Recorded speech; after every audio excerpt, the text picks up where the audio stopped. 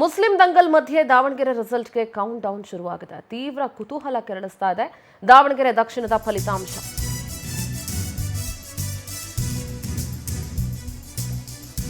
ದಾವಣಗೆರೆ ದಕ್ಷಿಣದ by election ಅಖಾಡ ಒಂದ್ ರೀತಿ ಕಾಂಗ್ರೆಸ್ಗೆ ಅಲ್ಪಸಂಖ್ಯಾತ ವಿರೋಧಿ ಪಟ್ಟವನ್ನ ತಂದುಕೊಟ್ಟಂತಹ ಅಖಾಡ ಅದು.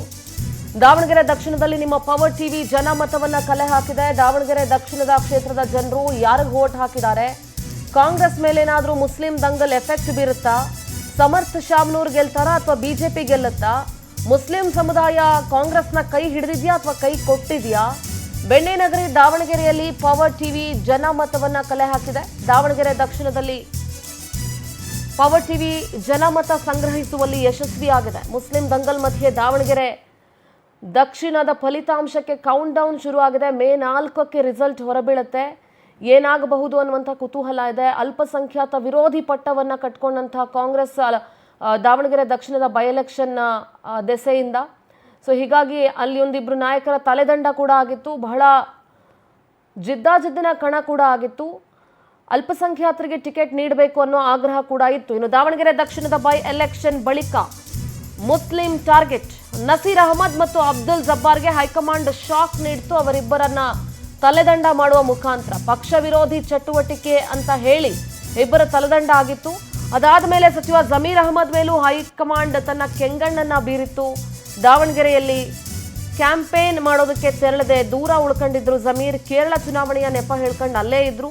ಹೀಗಾಗಿ ಕಾಂಗ್ರೆಸ್ ಭದ್ರಕೋಟೆಯಾಗಿದ್ದಂತಹ ದಾವಣಗೆರೆ ದಕ್ಷಿಣದ ಕಥೆ ಏನು, ಕಳ್ಕೊಂಡ್ಬಿಡುತ್ತಾ ಕಾಂಗ್ರೆಸ್ ಅಂತ. ಮೇ 4ರಂದು ಬೈ ಎಲೆಕ್ಷನ್ ಫಲಿತಾಂಶ ಇದೆ. ಕಾಂಗ್ರೆಸ್ ಕಥೆ ಏನು ಅನ್ನೋದು ಇಲ್ಲಿ ಬಹಳ ಕ್ಯೂರಿಯಾಸಿಟಿಯನ್ನ ಮೂಡಿಸ್ತಾ ಇದೆ. ಯಾಕೆಂದ್ರೆ ದಾವಣಗೆರೆ ದಕ್ಷಿಣ ಕಾಂಗ್ರೆಸ್ನ ಭದ್ರಕೋಟೆ ಅನ್ನುವಂತಾಗಿತ್ತು. ಅಲ್ಲಿ ಅಲ್ಪಸಂಖ್ಯಾತ ಮತಗಳು ಕೂಡ ಹೆಚ್ಚಾಗಿದ್ವು. ಟಿಕೆಟ್ ಈ ಬಾರಿ ಅಲ್ಪಸಂಖ್ಯಾತರಿಗೆ ಕೊಡಬೇಕು ಅನ್ನುವಂಥ ಮಾತು ಕೂಡ ಇತ್ತು. ಅಲ್ಲಿ ಸಾದಿಕ್ ಪೈಲ್ವಾನ್ ಕೂಡ ಸ್ಪರ್ಧೆಗೆ ನಿಂತ್ಕೊಂಡಿದ್ರು. ಆದರೆ ಕಡೆ ಕ್ಷಣದಲ್ಲಿ CM ಬಂದು ಹಂಗೆ ಹಿಂಗೆ ಅಂತ ಮಾತಾಡಿದ ತಕ್ಷಣ ಎನಿಹೌ ಇಟ್ ಇಸ್ ಪಾಲಿಟಿಕ್ಸ್ ಅಲ್ವಾ, ಸೊ ಒಂದಷ್ಟು ಹೈಡ್ರಾಮಾ ಕ್ರಿಯೇಟ್ ಆಯಿತು. ಅವ್ರು ವಾಪಸ್ ತಗೊಂಡ್ರು. ಇನ್ನು ಚುನಾವಣೆಗೆ ನಿಲ್ಲಲ್ಲ ಅಂತನೂ ಆಯಿತು.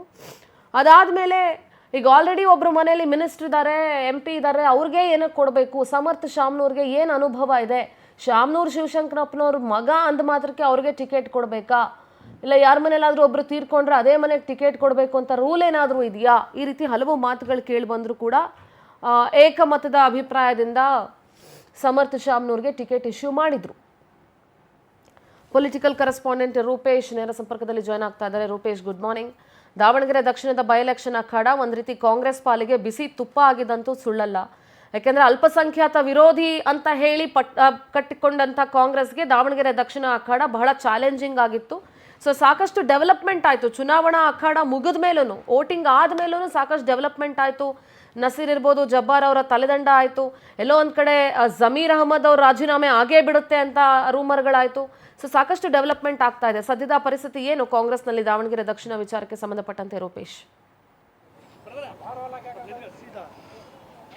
ಸಿಂಧೂರ, ಇವತ್ತು ನಾವು ದಾವಣಗೆರೆ ದಕ್ಷಿಣ ಕ್ಷೇತ್ರದಲ್ಲಿದ್ದೇವೆ. ನಾವು ಈ ಒಂದು ಕ್ಷೇತ್ರದಲ್ಲಿ ಯಾವ ರೀತಿಯಾಗಿದೆ ಅನ್ನೋದನ್ನ ನೋಡ್ತಾ ಹೋಗೋದಾದ್ರೆ, ಒಟ್ಟಾರೆಯಾಗಿ ಇಲ್ಲಿ ಕಾಂಗ್ರೆಸ್ನಲ್ಲಿ ದಾವಣಗೆರೆ ದಕ್ಷಿಣ ಇಲೆಕ್ಷನ್ ಆದ ಕೂಡಲೇ ಒಂದಿಷ್ಟು ಅಸಮಾಧಾನಗಳು ಹೊಗೆ ಆಡ್ತು. ಯಾಕಂತ ಹೇಳಿದ್ರೆ ಅಲ್ಲಿ ಒಂದಿಷ್ಟು ಜನ ಸರಿಯಾಗಿ ಕೆಲಸ ಮಾಡಿಲ್ಲ, ಪಕ್ಷ ವಿರೋಧಿಯಾಗಿ ಕೆಲಸ ಮಾಡಿದ್ದಾರೆ ಅಂತ ಹೇಳಿ ಶಿಸ್ತು ಕ್ರಮಗಳಾಯಿತು. ಅಬ್ದುಲ್ ಜಬ್ಬರ್ ಅವರ ಮೇಲೆ, ಅದೇ ರೀತಿಯಾಗಿ ನಸೀರ್ ಅಹಮದ್ ಮೇಲೂ ಕೂಡ ಕ್ರಮ ಆಯಿತು. ಈಗ ಇದಾದ ಬಳಿಕ ಒಂದಿಷ್ಟು ಅಲ್ಪಸಂಖ್ಯಾತ ನಾಯಕರುಗಳಲ್ಲಿ ಒಂದಿಷ್ಟು ಅಸಮಾಧಾನ. ಯಾಕಂತ ಹೇಳಿದ್ರೆ ಈ ರೀತಿ ಕ್ರಮ ಅಗತ್ಯ ಇತ್ತು ಅಂತ ಹೇಳಿ. ಯಾಕಂತ ಹೇಳಿದ್ರೆ ಇಲ್ಲಿ ಶಾಮನೂರ್ ಶಿವಶಂಕರ ಆದ್ಮೇಲೆ ಇಲ್ಲಿ ಟಿಕೆಟ್ ಅನ್ನ ಅಲ್ಪಸಂಖ್ಯಾತ ಸಮುದಾಯಕ್ಕೆ ಕೊಡ್ತಾರೆ ಅಂತ ಹೇಳಿದ್ರು. ಅದರಲ್ಲೂ ಕೂಡ ಮುಸ್ಲಿಮರಿಗೆ ಟಿಕೆಟ್ ಕೊಡಬೇಕು ಅಂತ ಹೇಳಿ ಮೊದಲೇ ಮಾತಾಡಿದ್ರು. ಆದ್ರೆ ಕೊನೆಯ ಕ್ಷಣದಲ್ಲಿ ಶಾಮನೂರ್ ಅವರ ನಿಧನ ನಂತರವಾಗಿ ಆ ಮಾತು ಬದಲಾಯಿತು. ಇಲ್ಲಿ ಸಮರ್ಥ ಶಾಮನೂರ್ ಅವರಿಗೆ ಟಿಕೆಟ್ ಕೊಡಲಾಯಿತು. ಹೀಗಾಗಿ ಮುಸ್ಲಿಮರಿಗೆ ಟಿಕೆಟ್ ಕೊಡಬೇಕಿತ್ತು ಅನ್ನೋದು ದೊಡ್ಡ ಆಗ್ರಹಗಳಿತ್ತು. ಹೀಗಾಗಿ ಇದಕ್ಕೆ ಸಂಬಂಧಪಟ್ಟಂತೆ ದೊಡ್ಡ ಮಟ್ಟಿಗೆ ಅಸಮಾಧಾನ ಕ್ಷೇತ್ರದಲ್ಲಿ ಕೂಡ ಉಂಟಾಯಿತು. ಹೀಗಾಗಿ ಅಸಮಾಧಾನದ ಬಳಿಕ ಚುನಾವಣೆ ನಡೆದಿದೆ. ಹೀಗಾಗಿ ಬಿಜೆಪಿಯಲ್ಲಿ ಸಾಕಷ್ಟು ಒಳಗೆ ಒಂದಿಷ್ಟು ಅಸಮಾಧಾನಗಳಿದ್ರು ಕೂಡ ಒಗ್ಗಟ್ಟಾಗಿ ಚುನಾವಣೆಯನ್ನು ಮಾಡಿದ್ದಾರೆ. ಯಾಕಂತ ಹೇಳಿದ್ರೆ ಯಡಿಯೂರಪ್ಪ ಬಣ ಇರಬಹುದು, ಅದೇ ರೀತಿಯಾಗಿ ಇಲ್ಲಿ ಮಾಜಿ ಸಂಸದರಾಗಿರ್ತಕ್ಕಂಥ GM ಸಿದ್ದೇಶ್ವರ ಬಣ ಇರಬಹುದು, ಅದೇ ರೀತಿಯಾಗಿ ಇನ್ನೂ ಉಳಿದಂತ ಎಲ್ಲಾ ಬಣಗಳು ಕೂಡ ಸೇರ್ಕೊಂಡು ಕೆಲಸವನ್ನು ಮಾಡಿದ್ದಾವೆ. ಆದ್ರೆ ಕಾಂಗ್ರೆಸ್ನಲ್ಲಿ ಅಲ್ಪಸಂಖ್ಯಾತರಿಗೆ ಟಿಕೆಟ್ ಕೊಟ್ಟಿಲ್ಲ ಅನ್ನುವಂತ ಅಸಮಾಧಾನ ಒಂದು ಕಡೆ ಆದ್ರೆ, ಮತ್ತೊಂದು ಕಡೆ ಇಲ್ಲಿ ಶಾಮನೂರು ಕುಟುಂಬಕ್ಕೆ ಟಿಕೆಟ್ ಸಿಗ್ತಾ ಇಲ್ಲ, ಅವ್ರಿಗೆ ಕೊಡ್ಬೇಕಿತ್ತ, ಎಷ್ಟು ಮಟ್ಟಿಗೆ ಕುಟುಂಬ ರಾಜಕಾರಣ, ಆ ರೀತಿಯಾಗಿರ್ತಕ್ಕಂಥ ಚರ್ಚೆ ಆಗಲಿ ಶುರು ಆಯ್ತು. ಹೀಗಾಗಿ ಇಲ್ಲಿನ ಮುಖಂಡರು ಇದ್ದಾರೆ. ನಾವಿವತ್ತು ಸರ್ಕಲ್ ನಲ್ಲಿ ಇದ್ದೇವೆ. ನೀವು ನೋಡ್ತಾ ಇರಬಹುದು, ಮುಸ್ಲಿಂ ಮುಖಂಡರು ನಮ್ಮ ಜೊತೆ ಸಾಕಷ್ಟು ಜನ ಇದ್ದಾರೆ. ಅವ್ರನ್ನ ಮಾತಾಡ್ತಾ ಹೋಗೋಣ. ಯಾವ ರೀತಿಯಾಗಿ ಚುನಾವಣೆ ಮಾಡಿದ್ರು, ಚುನಾವಣೆ ಬಳಿಕದ ಅಸಮಾಧಾನಗಳೇನು, ಏನು, ಚುನಾವಣೆ ನಡೆಯುವಾಗಿನ ಅಸಮಾಧಾನಗಳೇನು, ಇದನ್ನ ಕೇಳ್ತಾ ಹೋಗೋಣ. ಸರ್ ನಮಸ್ತೆ. ನಮಸ್ತೆ ಸರ್. ಈಗ ಪ್ರಮುಖವಾಗಿ ಚುನಾವಣೆ ಇಲ್ಲಿಗ ಮುಸ್ಲಿಮರಿಗೆ ಟಿಕೆಟ್ ಕೊಡಬೇಕು ಅಂತೇಳಿ ಆಗ್ರಹಗಳು ಮೊದಲಿಂದಲೂ ಮಾಡಿದ್ರು. ಚುನಾವಣೆ ಟೈಮಲ್ಲಿ ಏನಾಯ್ತು ಸರ್, ಹೇಗಾಯ್ತು ಅಂತ? ಚುನಾವಣೆ ಟೈಮಲ್ಲಿ ಮುಸ್ಲಿಮರಿಗೆ ಟಿಕೆಟ್ ಕೊಡಬೇಕು ಅಂತೇಳಿ ಒಂದು ಲಾಬಿ ನಡೀತು. ಆ ಟೈಮಲ್ಲಿ ಅದೆಲ್ಲ ಮೀಡಿಯಾದಲ್ಲಿ ಇದೆ ಅದೇನು ಹೇಳೋಂಥ ಅವಶ್ಯಕತೆ ಇಲ್ಲ. ಆದರೂ ಇದು ಏನೇ ಅಂದರೆ 40 ವರ್ಷದಿಂದ ಇವ್ರು ಏನು ಆಡಳಿತ ಮಾಡ್ಕೊಂಡು ಬಂದಿದ್ದಾರೆ. ಇದೇ ಅಲ್ಪಸಂಖ್ಯಾತರು ಓಟ್ ತಗೊಂಡು ಇವ್ರು ಈ ನಾಡಿ ಬೆಳೆದು ಇಲ್ಲಿ ಮತ್ತವ್ರ ಜೊತೆ ಅವ್ರಿಗೆ ಮೋಸ ಮಾಡ್ತಾರೆ ಅಂತಂದರೆ ಅದು ಎಲ್ಲ ಒಂದು ಹತ್ರ ನಮಗೆ ನೋವಾಯ್ತು. ಆ ನೋವಿನ ಪರಿಣಾಮ ಏನೈತೆ ಅಂತ ಅದು ಚುನಾವಣೆಯಲ್ಲಿ ಖಂಡಿತ ಆಗಿದೆ. ಖಂಡಿತ ಈ ಸತಿ ಏನೈತಂದ್ರೆ ಅವ್ರು ನೋಡ್ತಾರೆ, 4ನೇ ತಾರೀಕಿಗೆ ಅವರು ನೋಡ್ತಾರೆ ಅದು ಏನಂತ ನೋಡೇ ನೋಡ್ತಾರೆ. ನೀವು ಪರಿಣಾಮ ಬೀರುತ್ತೆ ಅಂತೇಳಿ ಹೇಳ್ತಾ ಇದ್ದಾರೆ. ಪರಿಣಾಮ ಅಂದ್ರೆ ಅಭ್ಯರ್ಥಿಯನ್ನೇ ಸೋಲ್ಸೋ ಮಟ್ಟಿಗೆ ಆಗ್ಬಹುದು ಅದು. ಯಾಕಂದ್ರೆ ಕುಟುಂಬ ರಾಜಕಾರಣಿ ಮಾಡಕ್ಕೆ ಇಲ್ಲಿ ಬಿಡಕ್ಕೆ ಆಗಲ್ಲ. ಯಾಕಂದ್ರೆ ಸಮರ್ಥ ಆಗ್ಲಿ, ಶಾಮನೂರ್ ಶಿವಶಂಕರಪ್ಪ ಆಗ್ಲಿ, SS ಮಲ್ಲಿಕಾರ್ಜುನ ಆಗ್ಲಿ, ಆಮೇಲೆ ಪ್ರಮಾ ಮಲಿಕ್ ಆಗ್ಲಿ, ಅವರೆಲ್ಲರೂ ಕುಟುಂಬ ರಾಜಕಾರಣಿ ಅವರೇ ಮಾಡಿದ್ರೆ ಬೇರೆಯವರಿಗೆ ಅವಕಾಶ ಕೊಡಲೇಬೇಕು. ಅವರು ಇನ್ನೂವರೆಗೂ ಅವಕಾಶ ಕೊಟ್ಟಿಲ್ಲ. ಈಗ ನಾವೇನು ಮುಸ್ಲಿಮ್ಸ್ ಅವರು ಅಂದ್ರೆ ಯಾರೇ ಆಗ್ಲಿ ನಮ್ಗೆ ಮುಸ್ಲಿಮ್ಸ್ ಅವರಿಗೆ ಮುಖಂಡವರಿಗೆ ಒಂದು ಸೀಟ್ ಕೊಡ್ಲಿ ಅಂತ ಎಲ್ಲರೂ ಬೇಡ್ಕೊಂಡಿದ್ರು. ಆದ್ರೆ ನಮಗೆ ಸೀಟ್ ಸಿಕ್ಕಿಲ್ಲ. ಅದಕ್ಕೋಸ್ಕರ ಈಗ ಸೌತಲ್ಲಿ ಯಾವುದೇ ಕೆಲಸನೂ ಆಗಿಲ್ಲ. ಒಳ್ಳೆ ಹಾಸ್ಪಿಟ್ಲ್ ಇಲ್ಲ, ಎಜುಕೇಶನ್ ಇಲ್ಲ, ಯಾವುದೇ ಆಗಲಿ ನೀವು ನೋಡಿದ್ರೆ ಅಂದ್ರೆ ಎಲ್ಲ ಚಪಾಟಿ ಇರೋದೆ. ಒಂದು ಗೌರ್ಮೆಂಟ್ ಶಾಲೆ ನೋಡಿದ್ರು ಅಲ್ಲೇ ಚಪಾಟಿ. ಈಗ ಸಡನ್ಲಿ ಏನಾದ್ರೆ ಎಲೆಕ್ಷನ್ ಬಂದಿದೆ ಅಂತ ಒಂದು SS ಮಲ್ಲಿಕಾರ್ಜುನ ನಗರದಲ್ಲಿ ಒಂದು ಯಾವುದೇ ಕಾರಣಕ್ಕೆ ಒಂದು ಪಾಯಿಂಟ್ ಅನ್ನು ಮಾಡಿದ್ದಾರೆ ಅಷ್ಟೇ. ಅದಕ್ಕಿಂತ ಮುಂಚೆ ನೋಡಿದ್ರೆ ಅಲ್ಲಿ ಹೇಳಕ್ಕೂ ಆಗ್ತಿದ್ದಿಲ್ಲ, ಅಂತ ಪರಿಸ್ಥಿತಿ ಇತ್ತು ಈಗ ನಮ್ಮ SSM ನಗರದಲ್ಲಿ. ಈಗ ಯಾವುದೇ ಕಾರಣಕ್ಕೂ ನಾವು ಕಾಂಗ್ರೆಸ್ನ ಈಗ ಗೆಲ್ಲ ಕೊಟ್ಟಿದ್ದಿಲ್ಲ. SDP ಐತಲ್ಲ, SDP ಇದೆ, SDP ಬರೋ ಚಾನ್ಸಸ್ ಇದೆ. ಯಾಕಂದ್ರೆ SSM ನಗರದಲ್ಲಿ ಈಗ ಎಲ್ಲೋ ಕಡೆ ಐತಲ್ಲ, ಎಲ್ಲ ಕಡೆನೇ SDP-ನೇ ನಡೀತಾ ಇರೋದು. ಕಾಂಗ್ರೆಸ್ ಗೆಲ್ಲೋದು ಸಾಧ್ಯ ಇಲ್ಲ. SDP ಹೆಚ್ಚು ಮತ ತಗೊಂಡ್ರೆ ಬಿಜೆಪಿ ಗೆಲ್ಬಹುದು ಬಿಟ್ರೆ SDP ಸ್ವಂತವಾಗಿ ಗೆಲ್ಲುತ್ತೆ. ಅದನ್ನೇ ಹೇಳ್ತಾರೆ. ನಮಗೆ ಒಂದು ಆಲ್ಟರ್ನೇಟ್ ಆಗಿ ಒಂದು ಯಾವ್ದೋ ಒಂದು ಪಕ್ಷ ಊಟಕ್ಕೆ ಕೊಟ್ಟಿಲ್ಲ ಅವರು. ಇದನ್ನೇ ಎದುರಿಸೋದು ಏನಂದ್ರೆ BJP ಬರುತ್ತೆ, ಯಾರ ಬೇರೆಯವರಿಗೆ ನೀವು ಓಟ್ ಹಾಕಿದ್ರೆ BJP ಬರುತ್ತೆ ಅಂತ ಎದುರಿಸಿ ಒಂದು ಆಲ್ಟರ್ನೇಟ್ ಆಗಿ ಯಾವ್ದೋ ಒಂದು ಪಕ್ಷ ಹುಟ್ಟಿ ಆಲ್ಟರ್ನೇಟ್ ಆಗಿ ಯಾವ್ದೋ ಒಂದು ಇದು ಆಗಕ್ಕ ಇವರು ಬಿಟ್ಟಿಲ್ಲ. ಸರ್, ಈಗ ಕೊನೆ ಕ್ಷಣದಲ್ಲಿ ಜಮೀರ್ ಅಹಮದ್ ಕ್ಷೇತ್ರಕ್ಕೆ ಬರ್ತಾರೆ, SS ಮಲ್ಲಿಕಾರ್ಜುನ್ ಮನೆಗೆ ಬರ್ತಾರೆ. ಇದೆಲ್ಲವೂ ಕೂಡ ಒಂದು ಮುಸ್ಲಿಮರಿಗೆ ಸಂದೇಶ ಹೋಗಿಲ್ವಾ? ಎಲ್ಲ ಅಸಮಾಧಾನ ಎಲ್ಲ ಸಮನ ಆಯ್ತು, ನಾವೆಲ್ಲ ಒಂದಾಗಬೇಕು, ಆ ರೀತಿಯಾಗಿ ಚರ್ಚೆ ಆಗಿಲ್ವಾ? ಇಲ್ಲ ಸರ್, ಸಾಧ್ಯ ಇಲ್ಲ. ಯಾಕಂತ ಹೇಳಿದ್ರೆ ಈಗ 35-40 ವರ್ಷ ಕಾಲದಿಂದ ನಾವು ಅವ್ರಿಗೆ ಓಟ್ ಕೊಡ್ಕೊಂಡು ಬಂದಿದ್ದೀವಿ. ನಾವು ಶಾಮನೂರ್ ಕುಟುಂಬ ಕೊಟ್ಕೊಂಡು ಒಂದು ಸಾರಿ ನಮಗೆ ದಕ್ಷಿಣ ವಿಭಾಗದಲ್ಲಿ ಟಿಕೆಟ್ ಬೈ ಎಲೆಕ್ಷನ್ಗೆ ಬಿಟ್ಕೊಡ್ರಿ ಅಂತ ಹೇಳಿದ್ರೆ ಇಷ್ಟೆಲ್ಲ ದುಡ್ಡಿನ ಬಲ ತೋರಿಸ್ಬಿಟ್ಟು ಅವರು ಎಲೆಕ್ಷನ್ ಜೊತೆ ಒಂದು ಸ್ವಲ್ಪ ಚೆನ್ನಾಟ ನಡೆಸಿದ್ರು.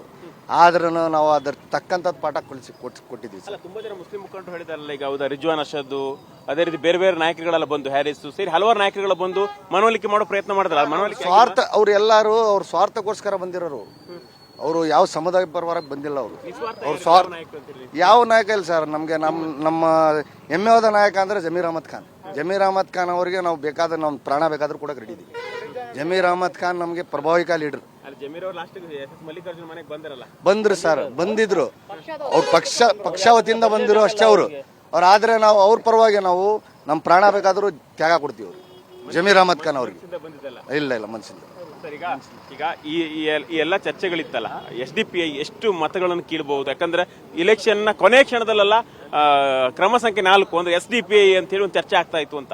ಹೌದಾ ಅದು ಆಗಿದ್ದು? ಹ್ಞೂ ಸರ್, ಕರೆಕ್ಟ್. ಅದು ಎಲ್ಲ ನಾವು ಈ ಸತಿ ಚೇಂಜ್ ಮಾಡ್ಲೇಬೇಕಂತ ಆಯ್ತಲ್ಲ. ನಾವು ಈ ಸತಿ ಎಲ್ಲ ಪೂರ್ತಿ ಯುವಕರೆಲ್ಲರೂ ಸೇರಿ ಈ ಸತಿ SDP-ಗೆ ಸಪೋರ್ಟ್ ಮಾಡಿದ್ದಾರೆ. ನಮ್ಮ ಸಮುದಾಯನೂ ಮತ್ತು ಬೇರೆ ಸಮುದಾಯಗಳನ್ನು ಈ ಸತಿ ಚೇಂಜ್ ಮಾಡಿದ್ದು ಈ ಸತಿ SDP-ಗೆ ಐತಲ್ಲ ಭಾಳ ಸಪೋರ್ಟ್ ಕೊಟ್ಟಿದ್ದಾರೆ.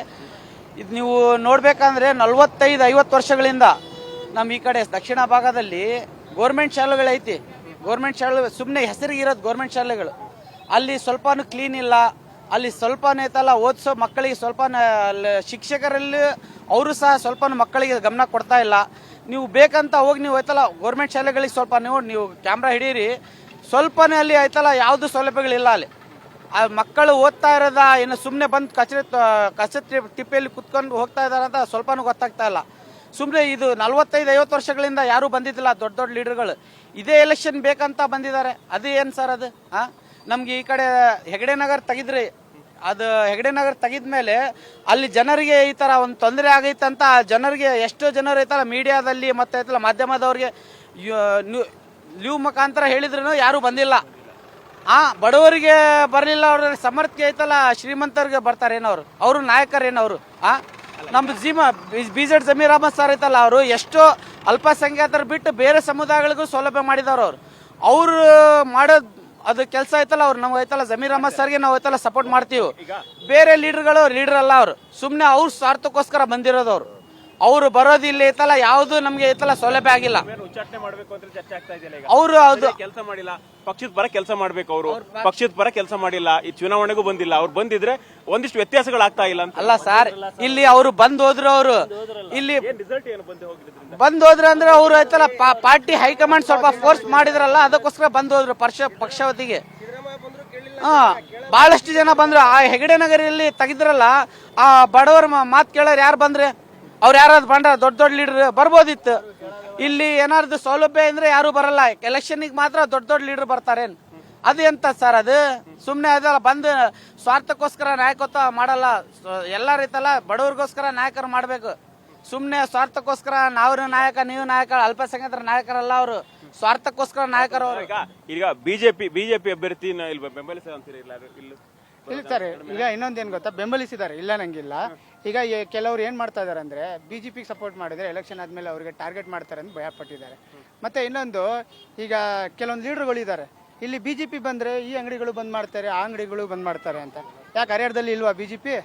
ಇಷ್ಟೋ ಜನ ಮುಂಚೆ ಹೇಳಿದ್ರು, ಮೋದಿ ಬಂದರೆ ಮುಸ್ಲಿಮ್ಸರಿಗೆ ಇಂಡಿಯಾದಿಂದ ಓಡಿಸ್ಬಿಟ್ಟು ಪಾಕಿಸ್ತಾನಿಗೆ ಕಳಿಸ್ತಾರೆ ಅಂತ ಹೇಳಿದ್ರು. ಕರೆಕ್ಟ್. ಯಾಕೆ ಮೋದಿ ಏನಾದ್ರು ತೊಂದರೆ ಕೊಟ್ಟನಾ? ಯಾಕೆ ನಾವು ಜೀವನ ಮಾಡ್ತಾ ಇಲ್ವಾ? ಮದುವೆ ಆಗಿಲ್ಲ, ಮಕ್ಕಳಾಗಿಲ್ವಾ? ಎಕ್ಸಾಂಪಲ್ ಹೇಳ್ತಾ ಇರೋದು. ಇವರೆಲ್ಲ ಅವ್ರವ್ರ ಸ್ವಾರ್ಥಕ್ಕೋಸ್ಕರ ವಯಸ್ಸಾದವ್ರನ್ನ, ಹೆಣ್ಮಕ್ಳಿಗಾಗಲಿ ವಯಸ್ಸಾದವ್ರ ಲೀಡರ್ಗಳು ಅವರೆಲ್ಲ ಏನು ಮಾಡ್ತಾರೆ ಅಂದರೆ ಭಯ ಪಡಿಸ್ತಾರೆ. BJP ಬಂದರೆ ಅದು ಆಗುತ್ತೆ ಇದು ಆಗುತ್ತೆ. ಯಾಕೆ ಸರ್? ಅವರು ನೆಕ್ಸ್ಟ್ ಟೈಮ್ ಗೆಲ್ಬೇಕಂದ್ರೆ ನಮಗೂ ಅವರು ಜೊತೆಗೆ ತಗೋಬೇಕು, ಅವಾಗ ಗೆಲ್ತಾರೆ. ಯಾರು ಒನ್ ಟೈಮ್ ಚಾನ್ಸ್ ಸಿಕ್ಕಿದ ತಕ್ಷಣ ಅವರು ಮುಸ್ಲಿಮ್ಸರು ಹೊಡೆದಾಕ್ಬಿಡೋದು, ಅಂಗಡಿಗಳು ಬಂದ್ ಮಾಡೋದು, ಇವೆಲ್ಲ ಭ್ರಮೆ. ಈಗಿಂದು ಯುವಕರು ಎಲ್ಲ ಟ್ಯಾಲೆಂಟೆಡ್ ಆಗಿದ್ದಾರೆ ಸರ್. ಮುಂಚೆ ಕೇಳ್ತಿದ್ರು, ಈಗ ನೀವು ಒಂದು ಲೀಡ್ರು ಅಂತ ಹೇಳಿದ್ರೆ ನಿಮ್ಮ ಮಾತಿಗೆ ಗೌರವ ಕೊಡ್ತಿದ್ರು ಯಾರು? ಯುವಕರು. ಇವಾಗ ಯುವಕರು ಎಲ್ಲ ಟ್ಯಾಲೆಂಟ್ ಆಗಿದ್ದಾರೆ, ಮೊಬೈಲ್ ಎಲ್ಲ ನೋಡಿದ್ದಾರೆ, ಸೋಷಿಯಲ್ ಮೀಡಿಯಾದಲ್ಲೆಲ್ಲ ಫಾಸ್ಟ್ ಇದ್ದಾರೆ. ಈಗ ತುಂಬ ಚೇಂಜಸ್ ಆಗಿದೆ ಸರ್. ಮತ್ತು ನಮಗೆ ಈ ಟೈಮ್ ನಮ್ಮ ಸಮುದಾಯದವರು ಏನಕ್ಕೆ ಚೇಂಜಸ್ ಆಗಿದ್ದಾರೆ ಅಂದರೆ, ಪ್ರತಿ ಟೈಮು ಅವ್ರದ್ದೇ ಕೆಲಸಗಳು ಮಾಡಬೇಕು. ಮತ್ತು ನಾವು ನಮ್ಮ ಸಮುದಾಯವರು ಕೂಡ ಏನು ಕೇಳಿದ್ರು ಅಂದರೆ, ನಮ್ಮ ಮುಸ್ಲಿಮ್ಸರಿಗೆ ಅಂತ ಅಲ್ಲ, ಐಂದ ವರ್ಗದವರು, ಕುರುಬರಾಗಲಿ, SC ಎಲ್ರಿಗೂ ಬರೋ ಚಾನ್ಸ್ ಇದೆಯಾ ಸರ್? ಈಗ ನಾವು ನೇರವಾಗಿ ಹೇಳೋಕ್ಕಾಗಲ್ಲ. STP ವಿತ್ BJP ಎರಡಕ್ಕೂ ಚಾನ್ಸಸ್ ಇದೆ. STP ಎಷ್ಟು ವೋಟ್ ತಗೊಂತಾರೋ BJPಗೆ ಪ್ಲಸ್ ಪಾಯಿಂಟ್ ಇದೆ. ಈಗ ಒಂದು ಇಲ್ಲಿಂದ ಡಿಸ್ಕಷನ್ ಏನಂತ ಹೇಳಿದ್ರೆ, ಜಮೀರ್ ಅವರು SDPIಗೆ ಬೆಂಬಲಿಸಿ ಅಂತ ಕರೆ ಮಾಡಿ ಹೇಳಿದ್ರು. ಒಂದು SDPIಗೆ ಫಂಡ್ ಮಾಡಿದ್ರು ಅಂತ ಹೇಳಿ ಆ ಚರ್ಚೆ ಆಗ್ತಾ ಇತ್ತು ಈ ಕ್ಷೇತ್ರದಲ್ಲಿ, ಹೌದಾ? ಅದು ಪ್ರೂವ್ ಮಾಡಲಿಕ್ಕೆ ಜಮೀರ್ ಅಹಮದ್ ಅವರು ಮೀಡಿಯಾದಲ್ಲಿ ಮಾತಾಡಿದ್ದಾರೆ, ಕಳಿಸಿದ್ದಾರೆ. ಅದೆಲ್ಲ ಗಾಳಿ ಮಾತು, ಅದೆಲ್ಲ ಸುಳ್ಳು ಮಾತು. ಹಂಗೇನಾರ ಇದ್ರೆ ಅವ್ರು ಪ್ರೂಫ್ ಮಾಡಬೇಕಿತ್ತು, ಇಷ್ಟೆಲ್ಲ ಮಾಧ್ಯಮಗಳಿಗೆಲ್ಲ ಗೊತ್ತಾಗಬೇಕಿತ್ತು. ಅಂಥವೆಲ್ಲ ಏನಿಲ್ಲ. ಇನ್ನು ಇವರು ಯಾರು ಈ SDP ಗೆದ್ರಿ, ಇವರು ಕಾಂಗ್ರೆಸ್ನವರು SS ಮಲ್ಲಿಕಾರ್ಜುನ್ ಅವರು BJPಯವ್ರ ಜೊತೆಗೆ ಒಳ ಒಪ್ಪಂದ ಮಾಡಿ ಎಲೆಕ್ಷನ್ ಮಾಡಿದ್ದಾರೆ. ಆ ನಾಡಿ ಆ ಮಟ್ಟಕ್ಕೆ ಎದುರಿದ್ದಾರೆ. ಈಗ ಜಮೀರ್ ಅಹಮದ್ ಅವರು ಬಂದಿದ್ರು, ಕ್ಯಾಂಪೇನಿಗೆ ಬಂದರು. ಅವ್ರ ಅಭಿಮಾನಿಗಳು ಭಾಳ ಜನ ಇದ್ದಾರೆ. ಆದರೂ ಅವ್ರ ಮಾತು ಯಾಕೆ ಕೇಳಿಲ್ಲ ಅಂದರೆ, ಜನ ಅಷ್ಟು ಹೆಚ್ಚಿಗೆದ್ದಾರೆ, ಸಾಕಾಗ್ಬಿಟ್ಟಿದ್ದಾರೆ ಜನ. ಇವರು ದಬ್ಬಾಳ್ಗಿ, ಇವರು ದೌರ್ಜನ್ಯ, ಇವರು ಆಪ್ತಗಳು ಅದರಲ್ಲ, ಅವ್ರವ್ರ ರೌಡಿಜಮ್, ಇವೆಲ್ಲ ಸಾಕಾಗ್ಬಿಟ್ಟಿದ್ ಜನ. ಸಾಕಾಗಿ ಥ್ಯಾಂಕ್ ಯು ರೂಪೇಶ್, ನಿಮ್ಮೆಲ್ಲ ಕಂಪ್ಲೀಟ್ ಗ್ರೌಂಡ್ ರಿಪೋರ್ಟ್ಗಾಗಿ. ಒಟ್ಟಾರೆಯಾಗಿ ಬಹಳ ಸ್ಪಷ್ಟವಾಗಿ ಗೊತ್ತಾಗ್ತಾ ಇದೆ.